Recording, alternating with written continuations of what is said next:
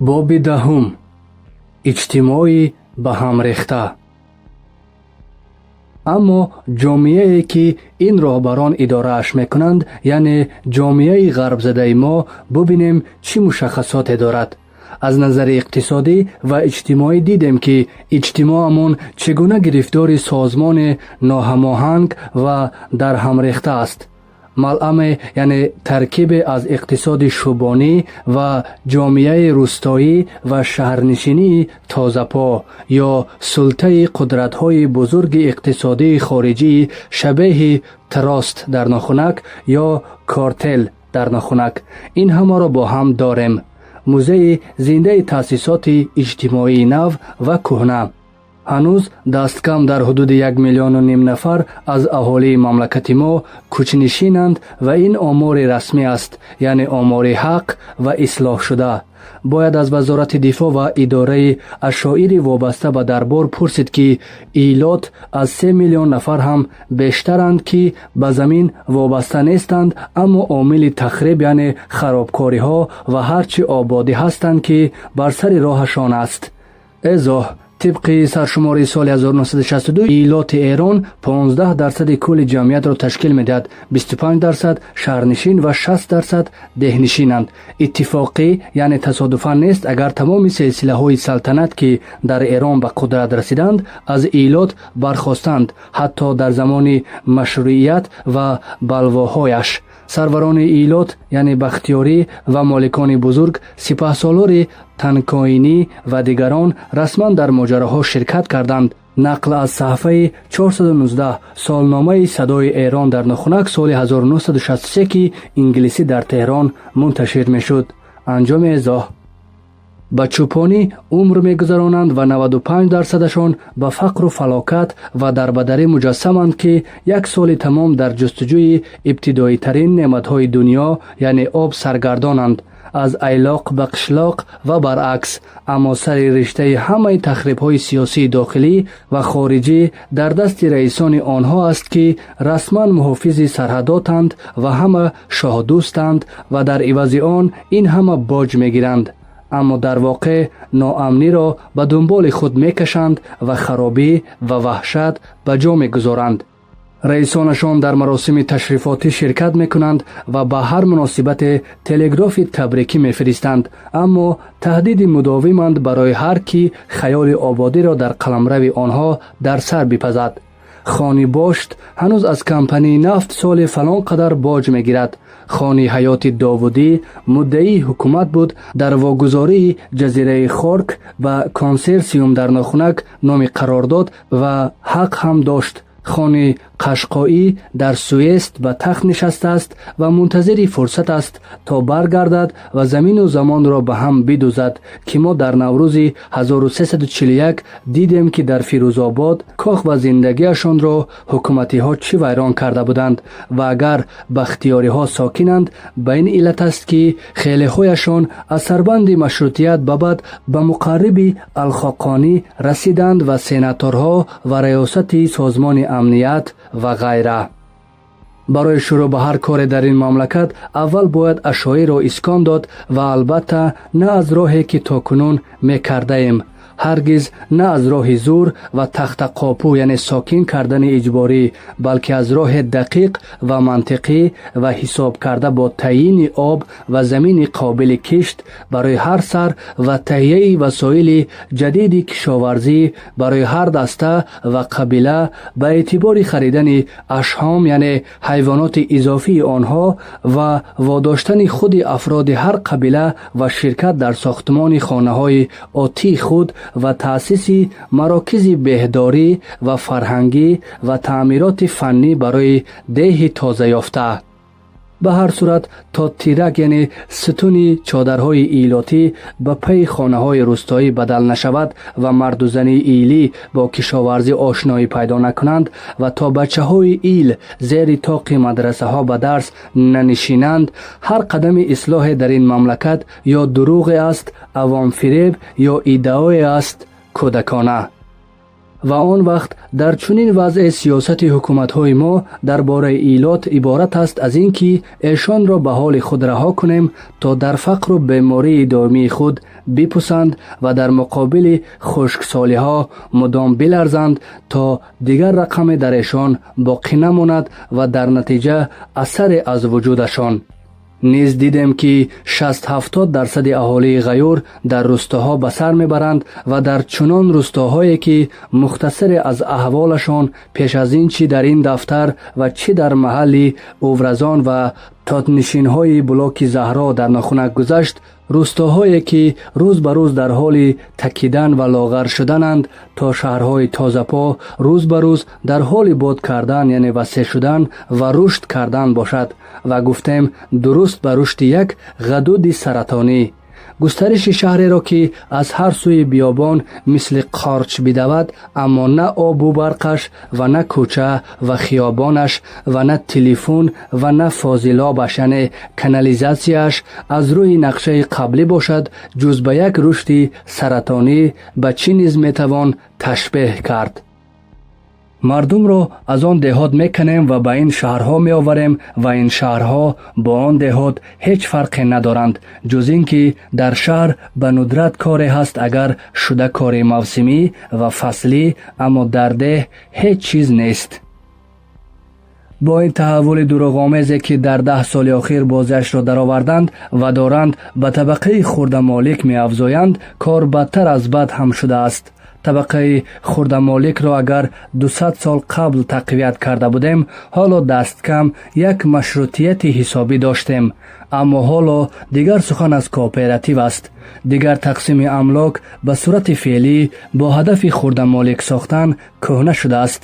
тақсими амлок ба ин сурат бузургтарин монеаро пеши пои кишоварзии мекониза, яъне механикунонидашуда мегузорад. на мошин таҳаммули моликияти хурдапоро дорад ва на молики хурдапо қодир ба таҳияи абзори мошинии кишоварзии ҷадид аст. бо рӯҳияти инфиродӣ ва такравии хосе ки дар мо ҳаст, ҳаргиз наметавон бовар кард ки аксарияти рӯстоямон ба ибтикори худ даври ҳам ҷамъ бишаванд ва сармоя бигузоранд ва мошинро вориди деҳ кунанд. дар ин маврид ман ҳарфро кӯтоҳ мекунам ва ба дӯстам Ҳусайни Молик месупорам ки дар шумораҳои мухталифи маҷаллаи илм ва зиндагӣ дар нохунак тарҳи бисёр дақиқ барои амри кишоварзӣ рехтааст ва дар мавқеи худ дар дастраси афкори умумӣ гузоштааст. ба ҳар сурат, то шарри сарбозӣ аз сари деҳот канда нашавад ва то васвасаи шаҳр дар кор аст ва то ваҳшат аз гузари ил боқӣ аст, рӯсто обод нахоҳад шуд ва то ҷода ба деҳ нарасад ва барқ хонаҳои рӯсторо равшан накунад ва ҳар 30-40 рӯсто як маркази таъмироти мошинҳои кишоварзӣ надошта бошад, кишоварзӣ мошинӣ нахоҳад шуд. ва то сухан аз хурдамолик аст ва то дар ҷавори ҳар мадрасаи деҳа як клосси омӯзиши меконик доир нашудааст, мошин бо рӯстоӣ ғариба, яъне бегона аст ва агар пояш ба рӯсто боз шавад, ҷуз омили тахриб ва ошӯб чизе нахоҳад буд. аммо шаҳрҳо ин узвҳои саратонӣ ки ба беқаворагӣ ва беасолатӣ рӯз ба рӯз дар ҳоли рӯиш ва густаришанд, рӯз ба рӯз хӯроки бештаре аз маснуоти ғарбиро металабанд ва рӯз ба рӯз дар инҳитоту, яъне пастӣ, берешагӣ ва зиштӣ якдасттар мешаванд. ҳар кадом 4 хиёбоне бо муҷассамаи тибқи бахшнома. дар васати майдон тоқи бозорҳо хароб, маҳаллаҳо дур аз ҳам, беобу барқ ва бетелефон ва бехадамоти иҷтимоӣ, холӣ аз марказҳои иҷтимоот ва китобхона, масҷидҳо махруба ва ҳусайниҳо куфта ва рехта ва такяҳо бемаънӣ шуда. на ҳизбе дар кор ва на бошгоҳе, яъне клубе ва на гардишгоҳе ва дастболо бо 1-2 синамо, яъне кинотеатр ки ҳар кадом чизе ҷуз василае барои таҳрики асофулазо, яъне ашхоси сатҳи паст нестанд ва дар онҳо фақат вақт метавон кушт ва тафаннун, яъне тафреҳи берабт кард. سینماهای ما نه آموزش می‌دهند نه کمک به تحول فکری اهالی می‌کنند. به جرأت می‌توان گفت که در این سوی عالم یعنی در شرق هر سینما فقط قلک یعنی وسیله پول نگهداری است تا هر یک از اهالی شهر هفته 2 تومان یا 3 تومان در آن بریزند تا سهمداران اصلی مترو گلدین میر میلیونر بشوند. سازنده فکری اهالی شهرهای ما یا این سینما است یا این رادیوی حکومتی است و یا رنگین نامه ها و آنها هم در راه گام میزنند که به کانفوریزم در ناخنک نامی جریان اندیشه سیاسی می انجامند. یعنی همه را سروتگی یک کرباس کردن یعنی یکسان نمودن است. خانه ها همه مثل هم، لباس ها همه یکسان و جامدان ها و قاب یعنی چارچوبه که اندر آن عکس را نگه می دارند و قده های پلاستیک، سر و پوز ها یعنی فک ها و بدتر از همه طرز تفکر ها یکسانند. این است بزرگترین خطر شهرنشینی تازه پای ما. اگر کانفوریزم در ناخنک در فکر و در زندگی در شرایط یک جامعه مترقی که ماشین را می سازد تا آن حد خطرناک است که آدمی را به خدمت ماشین می گذارد، برای ما که تنها مصرف کننده ماشینیم دوچندان خطر دارد. ما را به قوت یعنی دوچندان برده ماشین می کنند. یک غربی خدمتگار ماشین دست کم یعنی کم و بیش از دموکراسی هم خبر دارد، چرا که حزب دنبال ماشین است ولی ما حزب نداریم. از اجتماعیات مذهبیمان هم که مدارس روز به روز میکاهند و بعد هم گرفتار حکومت از نوعی دور دقیانوسیم. پس اگر قرار باشد که به خدمتگاری ماشین هم درآییم و همه سروتگ یک کرباس شویم که دیگر واویلا، دیگر نه اصلی میماند و نه فرعی. در چنین مملکت دستگاه های بزرگی سازنده افکار نباید در اختیار کمپانی ها باشد، مثل تلویزیون اینجا که امریکا نیست، و نیز نه در اختیار حرف دولت ها مثل رادیو اینجا که از ممالک پشت پرده آهنی نیست. در یک مملکتی در حال رشد مثل ما چنین دستگاه های باید به نفع جامعه و در اختیار جامعه باشد و با وسیله شوراهای انتخابی نویسندگان و روشنفکران و به هیچ غرض مادی یا تبلیغاتی خصوصی اداره بشوند. بعد مدت است رسم بر این شده که هم از خطر مالکیت های بزرگی ارضی دم میزنند، از خطر مالکیت های بزرگی غیر منقول، غافل از این که مالکیت بزرگ ارضی دیگر امروزها صرف نمی کنند، یعنی سود ندارد که از شخص اولی مملکت یعنی از شاه تا دیگران همه در فکر تقسیم املاکند و این کار را برغلط کلید حل همه مشکلات می نامند. آنچه این روزها خطرناک است مالکیت های بزرگ منقول است، پول است، سهام است، اعتبارات بانکی است و سرمایه که در بانک های خارج به ودیعه یعنی به گرو گذاشته می شوند و قدرت های فردی که در کار صنایع دست پیدا می کنند. قدرت سهامداران بزرگ و تراست های وطنی به خصوص آنها که اگر بتوان گفت صنایع فرهنگی را اداره می کنند در فکر خطر اینها باید بود و طرح ریخت برای ملی کردنشان یا سوسیالیزه یعنی سوسیالیستی کردنشان.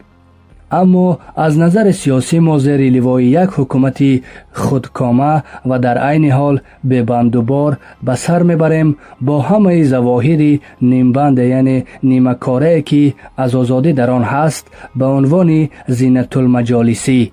خودکامه از این نظر که هیچ مفر یعنی گریزگاه در مقابلش نیست و هیچ امید و هیچ آزادی و هیچ حق. به بندوبار از این نظر که با این همه میتوان نفسک کشید و به سر و صدا فریاد در چاه زد، چون که میبینید چون هر مرد عادی تویی یعنی اندرون کوچه گریخته به لباس خادمی مسلح حکومت هم در آمده باشد یا سانسورچی شده باشد، در عمق دلش هنوز همان آدم بی‌اعتنا و خالی از تعصب و این نیز بگذرد است و هنوز به جبر ماشین خشکی متحجر و پیچ و مهره تنها در دست تشکیلات نشده است. وای به آن روزی که این آخرین رجحانی یعنی دستمایه عقب ماندگی و بدویت را نیز از دست بدهیم.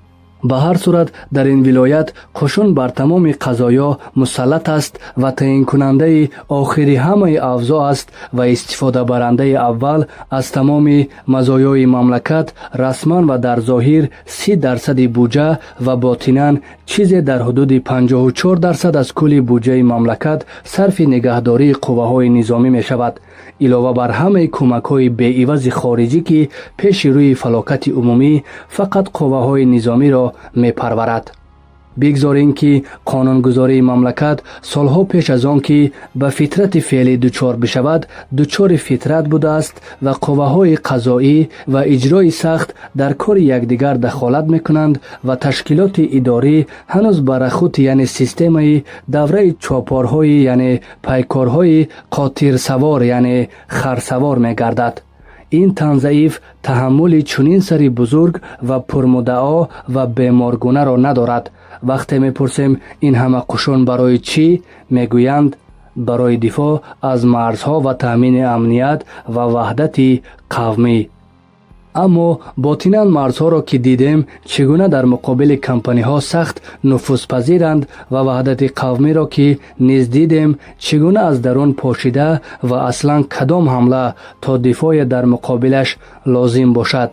аз ин ҳама асокир ва ин ҳама силоҳ на дар шаҳревари 1320 коре баромад ва на дар 28 мурдод моҳ то буни яъне бехи дандон мусаллаҳ нигоҳ доштани 150,000 нафар аз зубдатарин ҷавонони мамлакат ва онҳоро хӯрондан ва парвардан то ба эътибори онҳо давоме ва эътиборе ба ҳукумати мо.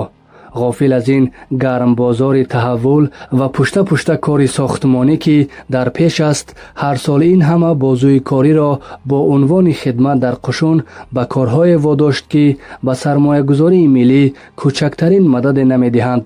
дар рӯзгоре ки мо дорем набояд ба унвони сарбозгирӣ деҳотро инчунин аз нерӯи зиндаи корӣ холӣ кард ки биёянд ва дар сарбозхонаҳо ба омӯхтани фани ҳарб бо душмани номаълуми оянда бипардозанд. наметавон даст рӯи даст гузошт ва соли дасти кам 300,000 бозӯи варзидаро ба кашидани силоҳҳо ва тамрини аъмоле водошт ки аз муҳосираи Ҳирот ба баъд дар ҳеҷ воқеъ ба ҳеҷ дарди мо нахӯрдааст. он ҳам дар замоне ки дифоъи дастаҷамъӣ сарлавҳаи барномаи ҳатто давлатҳои санъатӣ ва мутараққӣ аст. дар рӯзгоре ки сарнавишти ҳукуматҳо ва марзҳои ҷаҳонро бар сари мизи музокирот таъин мекунанд, на дар майдонҳои ҷанг, дар чунин рӯзгоре дигар аз бурди ҷадиди тӯбҳои эҳдоӣ сухан гуфтан масхара аст ва бо танк дар тӯбхона рижа рафтан яъне расми гузашт адо намудан ва дастаҳои чатрбоз яъне парашютист ва комонду парвардан низ фақат ба дарди ҳалъу қамъи яъне барандохтани тазаҳҳуроти ҷавонони донишгоҳ мехӯрад ё хобондани сару садои донишомӯзони мадрасаи файзия. ва барои хобондани чунин балвоҳои кӯчаке ҳаргиз ба ин ҳама силоҳ ва мард эҳтиёҷе нест. фориғ аз ҳуббу буғз таваҷҷӯҳ кунем ба ҷопон ё олмон ки фақат дар ивази халъи силоҳи иҷборӣ пас аз ҷанги дуюми ҷаҳонӣ қудрати инро ёфтанд ки иқтисоди аз бех хубон вайроншудаи худро аз нав бисозанд ва чунон ҳам бисозанд ки пас аз андаке монда ба 20 сол занги хатари рақобати иқтисодияшон бо давлатҳои фотеҳ акнун бар сари тамоми бозорҳои ҷаҳон ба садо даромадааст. агар ҳар як аз ин ду давлат мехост ҳамчу давраҳои пеш аз ҷанг қисмати аъзами қудрати инсонӣ ва иқтисодии худро дар роҳи таслиҳот ба ҳарз яъне ба беҳуда бидиҳад, оё ин имрӯз ба чунин таҷдиди созмон ва таҷдиди биное дар иқтисод ва сиёсати худ муваффақ шуда буд? дар чунин рӯзгоре ки охирин давои дарди Алҷазоир пас аз 8 соли ҷанг ва хунрезӣ вогузор кардани нафти саҳро ва гирифтани истиқлол буда, дигар сарбоз ва силоҳ ба чӣ дард мехӯрад ҷуз бародаркушӣ? фаронса бо он азамат ва бо он ҳама чатрбоз ва куманду охир натавонист 10 миллион алҷазоириро саркӯб кунад. он вақт мо ба 150,000 сарбоз бо кӣ тараф яъне дастгир хоҳем шуд? سلاح ما یعنی بهبود کار ما در این است که از قوه‌های تامینی تنها به پلیس و ژاندارمری اکتفا کنیم و اگر هم نمیتوان فعلا به چنین طرح جسورانه تن در داد، حتما باید همه سربازخانه ها را بدل کرد به مراکز آموزش فنون و حرفه هایی که روستا را آباد خواهد کرد و آن هم برای آشنا کردن سربازان امروز که روستاییان آینده اند به آنچه از فن و تکنیک و تعلیمات عمومی و خصوصی در هر محل لازم است. نکته دیگری که در قلمرو امور سیاسی به چشم می‌خورد تظاهری است که به دموکراسی غربی میکنیم، یعنی دموکراسی نمایی میکنیم. از خود دموکراسی غربی و شرایط و موجباتش خبر نیست. آزادی گفتار، آزادی ابراز عقیده، آزادی استفاده از وسایل تبلیغاتی که انحصاراً دولتی است، آزادی انتشار آرایی یعنی اندیشه مخالف با سلطه حکومت وقت هیچ کدام نیست. ولی حکومت های ما دموکراسی نمایی را میکنند و فقط برای بستن دهان این یا آن حریف سیاسی خارجی که باید وام بدهد. دیدیم که دموکراسی غربی متکی به احزاب است و احزاب تابع اقتصادی پیش افتادند وگرنه بدل می شوند به دستبندی های یعنی گروه های سیاسی که ما فراوان داریم. و این دستبندی های حزب مانند ما اگر هم فرمایشی نباشند و چند روزه یا اگر برای رسیدن به آب و علف درست نشده باشند، حتما از صورت یک فرقه بیرون نیستند. فرقه که چون دستی کشاده در عمل و در مبارزه سیاسی ندارد، یعنی کلوب نیست، روزنامه آزاد نیست، اجازه اجتماعی یعنی گردی همایی حزبی و خیابانی نیست و به خفیه بازی قناعت کرده است و به شهید نمایی. این فرقه ها چه رنگ مذهبی داشته باشند چه رنگ سیاسی، جز هسته یعنی پایه مقاومت نیستند که شاید روز بکار آید، چون از مردم بریدند و دستشان در آتش یعنی در کاری پخت و پز نیست. راه های ارتباطشان با مردم بسته است و نالهشان سرد است و حد اکثر کاری که از این فرقه ها برمی آید آن است که مبنای حرکت احتمالی باشند. برای فلان سیاست خارجی که لازم دارد به کار خورد زمینه محلی و ملی بدهد. اغلب کودتاها و رفت و آمد تند حکومت‌ها در این گوشه شرق به نام همین فرقه هاست اگر به دست آن دستبندی ها نباشد. اما در حقیقت به کام فلان سیاست خارجی است. به هر صورت آنچه مسلم است این است که در چنین اوضاع ما نمی توانیم ادای یعنی تقلید دموکراسی غربی را درآوریم. نه مجاز به این تقلیدیم و نه در صلاحمان است.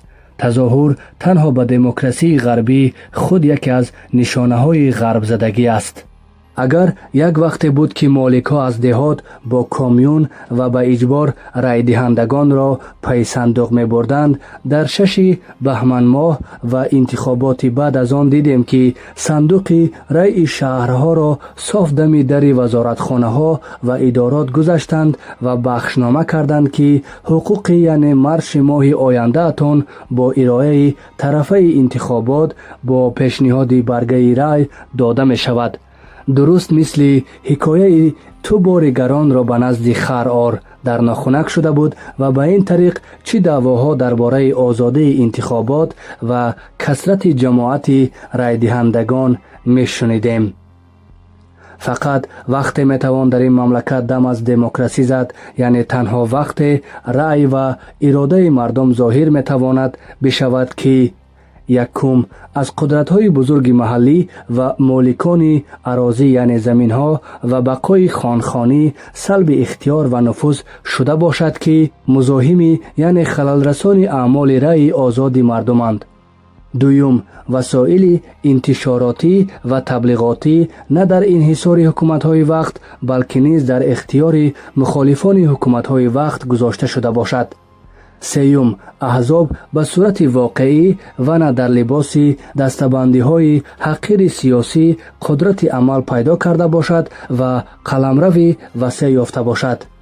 چهارم، از دخالت قوه‌های تامینی یعنی سازمان امنیت در کارهای کشاورزی به شدت جلوگیری شده باشد. یک وقتی بود که فریاد و نفسهای همه از نبودن آزادی بلند بود، چون آخرین نفری که رأی مردم از در دست داشت، یعنی در اختیار داشت، صرف نظر از کدخدا و ژاندارم و حاکم و مالک و بخشدار کسی بود که اجرتی یعنی معاش مدت بیکار شدن رای دهنده را میداد تا او نصف روز پای صندوق برود. اما حالا که صندوق ها را یک جا سازمان امنیت پر میکند، فهرست نمایندگان را نیز او میدهد. پس چی باید گفت؟ حالا دیگر حتی جای فریاد زدن ندارد. هرچی روشنفکران مملکت شکست خوردند، سازمان امنیت فاتح شد و هرچی آنها ریشتند یعنی تافتند، سرنخ شد به دست این مؤسسه تازه درآمده که با ارعاب یعنی ترساندن و تهدید و تطمیع یعنی چیز یا پول وعده کردن و حبس و تبعید ترتیب کار را طوری بدهد که آب از آب تکان نخورد و درست سری موعد یعنی طبق وعده 2 مجلس باز بشود، عیناً 2 دسته گل. آخر چرا چنین شده است؟ چون مردم از مفهوم دموکراسی خبر نداشتند و اگر هم داشتند از این همه مدعی آزادی خواهی خیر ندیدند که چنین ساکن و آرام اکنون اختیار سرنوشت خود را به دست جانشینان روشنفکری دادند. به هر ترتیب تا مفهوم دموکراسی با یک تعلیم و ترتیب مداوم در عمق اجتماع نفوذ نکند و تا مردم به روش حزبی به معنای صحیح و دقیقش آشنا نشوند، سخن از دموکراسی در این مملکت گفتن لایق ریش مجلس از رجال است که خرشان از پل گذشته است و برای توجیه مقامات خود محتاج به آراء ملی اند. ادامه دارد.